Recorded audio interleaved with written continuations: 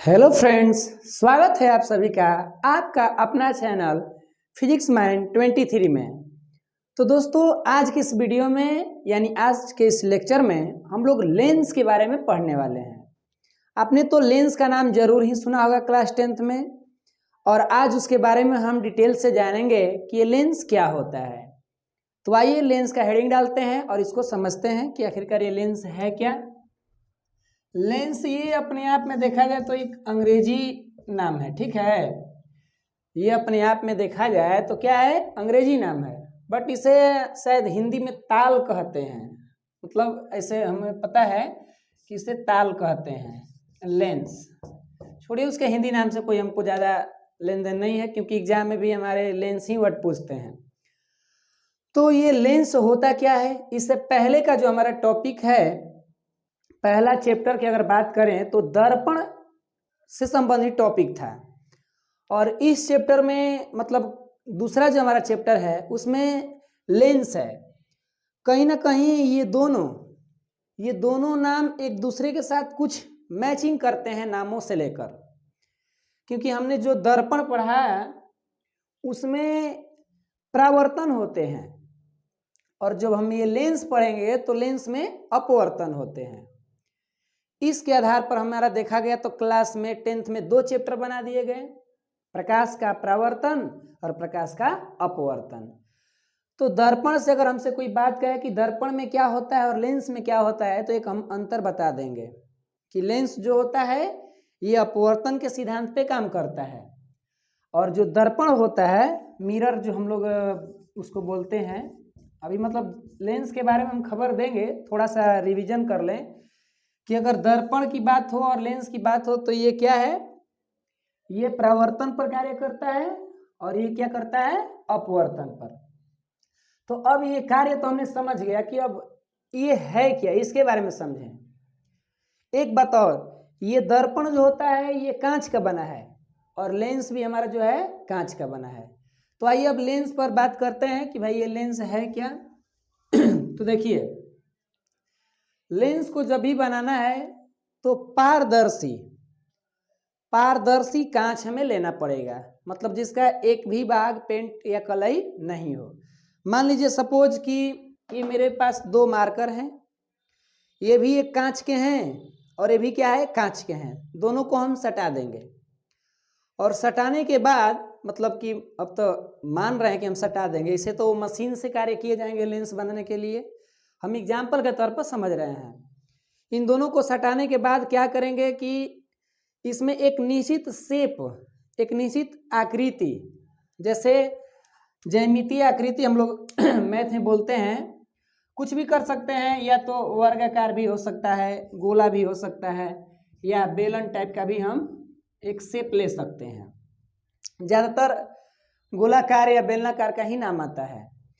तो दोनों हमारा जो है कांच ही है, दोनों पारदर्शी है, दोनों को सटा दिए और एक निश्चित शेप में काट लेंगे, या तो बेलनाकार या तो गोलाकार, ज़्यादा ये हाईलाइट है। तो जैसे ही काट लेंगे ना, तो अब वो हमारा एक लेंस तैयार हो जाएगा। तो इस तरीका से हम अगर डिफिनेशन बनाएं तो इसका डिफिनेशन बनेगा कि लेंस किसी पारदर्शी पदार्थ का वह भाग है, लेंस किसी पारदर्शी पदार्थ का वह भाग है जो 2 निश्चित ज्यामितीय सतहों से घिरा होता है। ज्यामितियों, यही ज्यामिति, जैसे हम लोग इस तरीका से ज्यामितीय, ऐसे जियोमेट्री भी इसको हम लोग बोलते हैं अंग्रेजी में। तो लेंस जब भी बनेगा तो पारदर्शी कांच का होना चाहिए और इसका एक निश्चित ज्यामितीय क्या हो, सतह होना चाहिए। अब जैसा मन वैसा हम नहीं बना सकते कि एगो का टेढ़ा मेढ़ा हो जाए, एगो गोलाकार हो जाए, तो नहीं, एक निश्चित शेप में काटा हुआ रहता है लेंस। तो डिफिनेशन हमने लेंस का समझा कि लेंस किसे कहते हैं। अगर हमसे क्वेश्चन पूछा जाए तो बोलेंगे कि लेंस किसी पारदर्शक पदार्थ का वह भाग है जो 2 निश्चित ज्यामितीय सतहों से घिरा होता है। तो ये हमारा लेंस हो गया। अब ये लेंस क्या चीज़ का बना होता है, तो अभी हमने बताया। अगर हम डिफिनेशन दे दें और कुछ इसके बारे में जानकारी और लिख लें तो लिख सकते हैं कि लेंस जो होता है, लेंस कांच का बना होता है। लेंस किसका बना होता है?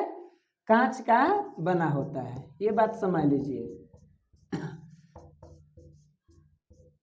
इस तरीके से। बट यहाँ पर एक बात और ध्यान देना है कि जो कांच है वो क्या होना चाहिए? तो पारदर्शी होना चाहिए। ठीक है, पारदर्शी हमारा कांच होना चाहिए।